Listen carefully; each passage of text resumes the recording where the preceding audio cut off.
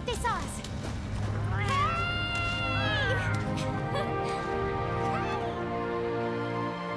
Ian, Hank, Hey, we don't really get to do video game previews together, not often. but this is a special occasion.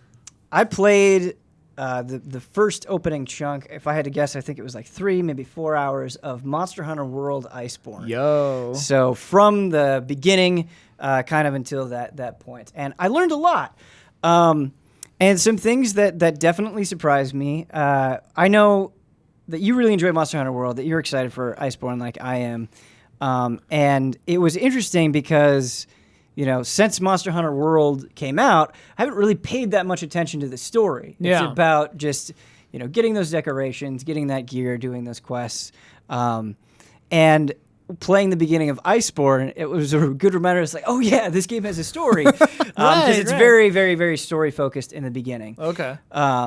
The main line was too, if I recall. Yes. Yeah. And so kind of like Monster Hunter World, you're trying to investigate what's going on, and you're following kind of the scent of the hunt to this new land. Is it like a frozen Zora Magdaros? No, it's not a frozen Zora Magdaros, Okay, good. but there are these crystals that you're investigating.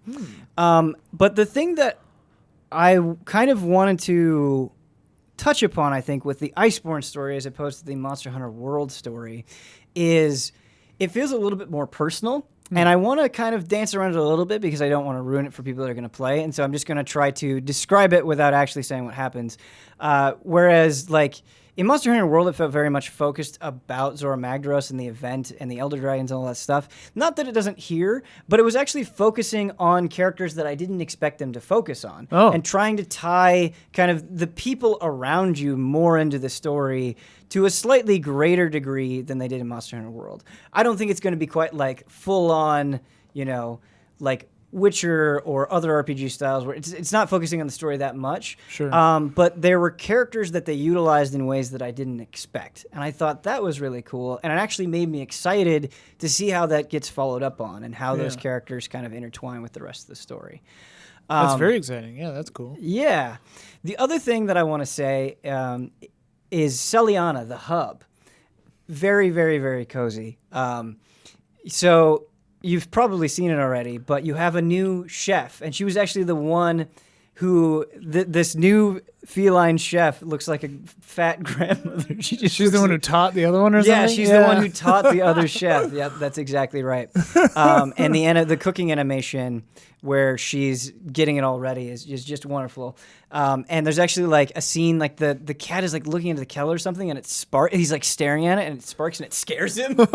So he bounces back. And so I think just aesthetically, it's very, very comforting. But what's great about Celiana, it goes beyond that. That goes beyond that comfort. There's a lot of utility. So you don't have to deal with chain elevators anymore. Oh, good. So that's really sweet. That's great. Yeah, I'm really tired of dealing with those chain elevators. So that's just It's a little more stripped down because it's like an encampment, right? It's less of a village. Yeah, it's an encampment. And so that was something when I interviewed them during E3, they wanted to say that they wanted to make things closer together. And that's largely true. You still have to run around a little bit to get what you want. What you want to some extent, I think. Yeah. But like, I had a moment where I was like, oh, okay, I posted that quest. Oh, the food is right there. I'll just go and eat really quick. And it's faster than it would have been. Like, I didn't have to go up an elevator or anything like that. So it is, if you go to the equipment box and you post a quest and you forget that you need to eat, it's like a 3-second jaunt over to where you need to eat. It's right there. It's like this tunnel that you can go to. And so that's really nice.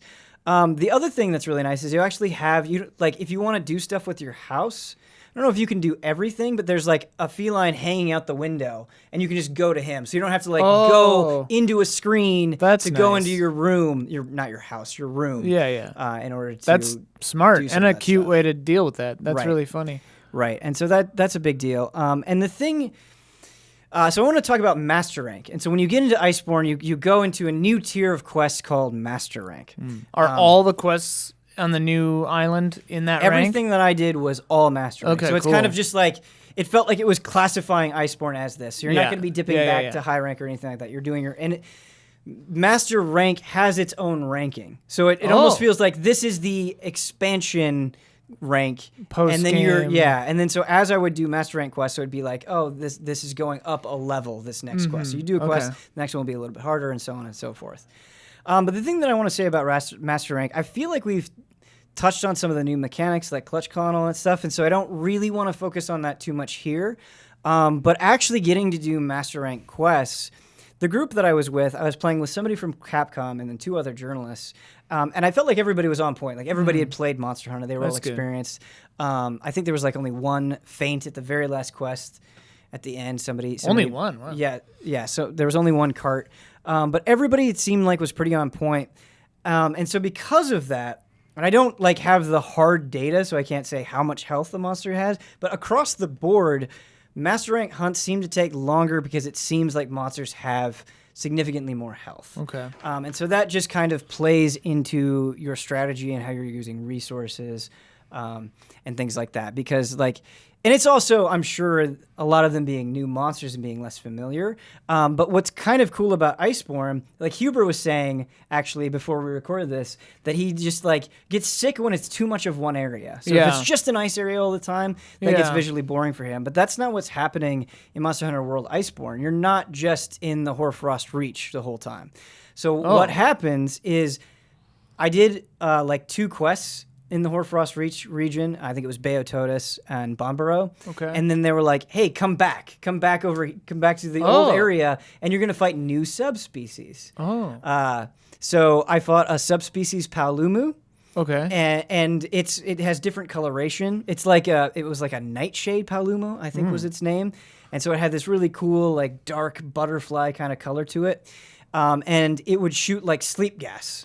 So it has different moves. Yeah, it had new mechanics. Okay. And then the other one was a subspecies, Puke Puke. Yeah! Yes. Puke Puke! That shot water. Oh. And it's kind of disgusting. Because, Puke Puke is kind of a freaky-looking creature on its own. But in this new color scheme, it was constantly shooting water, out of its tail. And so its tail would budge up. And so it looked gross. It looked like what maybe you'd think that would look like. Just it constantly spraying water all over the place. But I actually liked the kind of bouncing back and forth. And obviously I've only played the first chunk of Iceborne, so I don't know how much that will persist throughout the whole expansion. But I like the idea of hey, do a couple quests here, then go back, do a couple quests there, then come back to Hoarfrost. And so it's just keeping it visually fresh, I guess, was really, really cool.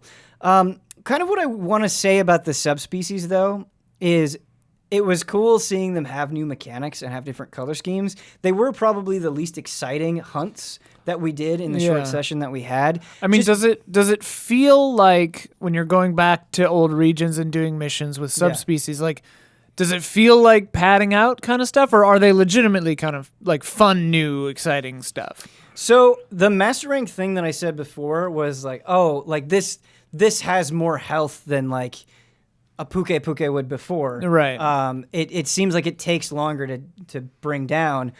But the reason it was less interesting is even though there were new things about them, they still felt kind of the same. Right. It was a lot of the same tricks are working, a lot of the same strategies, it's the same environment. Yeah. And so that was why it was less interesting than obviously the new stuff in Iceborne. Sure. But padding is interesting. I don't know, because on one hand, it was less interesting than the new stuff, but on the other, like I said, it was nice to have that variety, and it didn't take too long. It was Monster Hunter, more stuff isn't really going to be a bad thing. Right. It would be if it was okay, you did a little bit of the Hoarfrost Reach, and then it's oh, now you have to do 6 quests. Right, in the if old it forces you, But it was just 2 simple hunts, and we're right back. Okay. With new stuff in the Hoarfrost Reach. I wonder if the new monsters will ever go across the pond. Yeah, we'll have to see. But I also got to fight Barioth, which is an old monster that's being added to Monster Hunter World in Iceborne. A lot of returning monsters like that, like Barioth, and kind of moves around like Tigrex if you fought Tigrex in the beta, which I know you have, but it blasts ice and has these wide sweeping attacks, just very aggressive, and it was a very fun hunt. It really felt like we had to be very coordinated, use our traps effectively, and just communicate with each other. And the other thing, it being Hoarfrost Reach, is you also have to use hot drinks as Oh, well okay. to stave off the cold, so it's not hurting your stamina. Right. There's also like hot springs that you can go to, which will Oh, also give fun. you the effect as well. But yeah, just a really good hunt. And yeah, I think just my general impression of Iceborne is everything seems to kind of be really expertly calibrated, where I felt like it was like, hey, you've played a bunch of Monster Hunter. This isn't going to be a breeze. Like we're going to make the fights at least last for a long time. So it's like Yeah. you may not cart, but you still feel like you're not breezing through a hunt in like a minute. Right. And so I wouldn't say, if you're an experienced hunter, I wouldn't say it's difficult, but you definitely notice a bump up just in terms of length. The other thing is, like, people have been worried that, like, the clutch claw is going to be too powerful because it's like I can grapple onto the monster anytime. Yeah.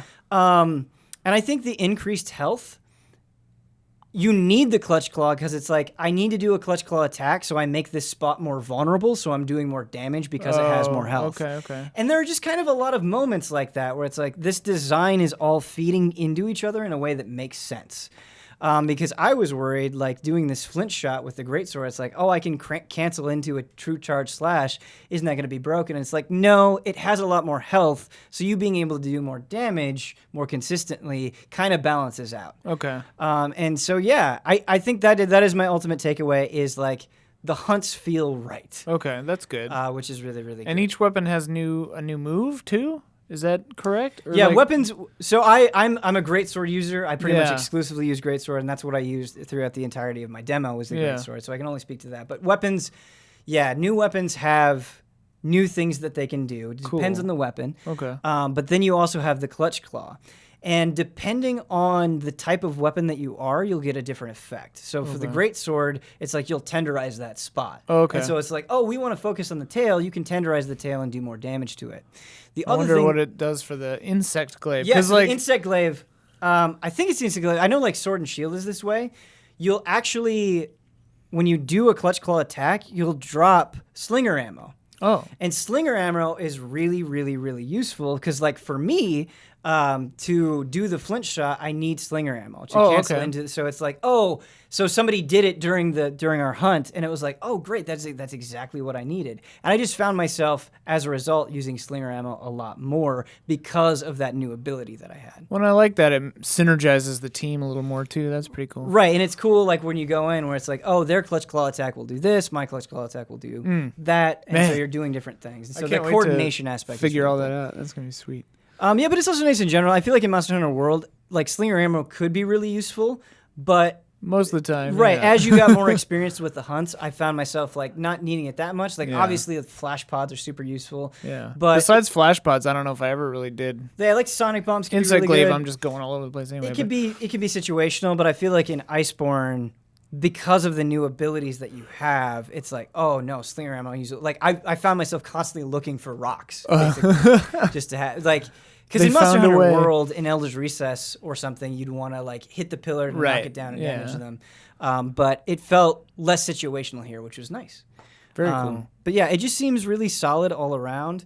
I guess the only concern I have is like how interesting are those subspecies hunts going to be? Yeah. But you do have new master rank armor for everything. Right. And some of that stuff looks really cool, so that's a strong incentive to do those hunts as well.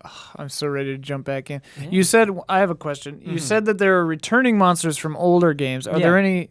What's the brand? There's a brand spanking new one. Yeah. Right? So Bombaro is brand new. For Okay, instance. okay, And so okay. that's the giant like reindeer like enemy. Oh, right, okay. That it's really cool. If you don't want to know how you meet Bombaro, don't listen to this part. Uh-oh. This is your warning. But when you do encounter him here, you're like going up to a wall of logs, and you're like, he's gonna crash through, right? And then he does. So that's pretty cool. Sweet. Very minor spoiler, but Yeah. yeah. Oh man, it sounds jolly as hell. It is. It's just so with the announcement of Iceborne, I've been poking back into Monster Hunter World when I can. Yeah. And obviously it's still great. I still love it. It's still my game of the year 2018. But the sense is just like, this just needs more monsters. This just needs more stuff to do at this point. Right. And that's why I like playing Iceborne at this event. I was like, this is exactly what this game needs. Just the right infusion of new stuff. Right. Yeah, Exactly. I couldn't be more excited. I'm so happy about this. Yeah. I'm excited to do some hunts with you. weekly, perhaps. Perhaps weekly hunts. Oh. But yeah, that's it for me in Monster Hunter World Iceborne. Thank you, Ian. Thank you, Ben. Sounds great.